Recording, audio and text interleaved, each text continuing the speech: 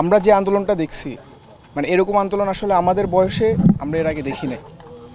School কলেজের ছাত্ররা আমরা যখন দেখছিলাম যে 15 তারিখে ঢাকা ইউনিভার্সিটিতে যে পরিমাণ নির্মমতা চালানো হয়েছে, এটা দেখার পরে আসলে স্কুল কলেজের আমরা যারা আমাদের মনটা আসলে নরম, তো আমরা আসলে বসে থাকতে পারি নাই।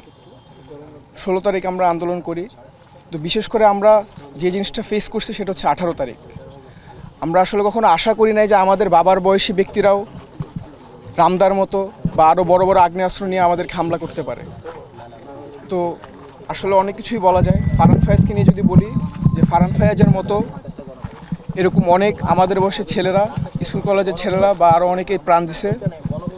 আমি জাস্ট জাতির কাছে একটা জিনিসই বলতে চাই, যে আমাদের এই বিজয় যাতে কেউ ছিনিয়ে না নিতে পারে, কোনোভাবে যাতে ব্যাহত না হয়। আমাদের এখন যে কর্মকাণ্ড চলতেছে সবাই যাতে একসাথে কাজ করে, আর আমাদের এই শহীদ ভাইদেরকে কেউ যাতে ভুলে না যায়। আর শুধুমাত্র 2-4 জনের নাম নিয়ে যাতে আমরা বসে না থাকি, যারা শহীদ হয়েছে সকলকে যাতে শহীদের মর্যাদা দেওয়া হয়। আর আহত যারা হয়েছে, আমি এখানে সমন্বয়ক অনেক ভাই এবং আপুরা আসছে, তাদের কাছে আমার একটা রিকোয়েস্ট, আহত যারা হয়েছে তাদেরকে অতি দ্রুত তাদেরকে নিয়ে যাতে কাজ করা শুরু হয়। আর সবার কাছে আবারও শেষ কথা বলবো যে সকলে আমরা যাতে একসাথে থাকি, কোনো ফ্যাসিস্টকে যাতে আমরা আবারও দাঁড়াতে না দিই।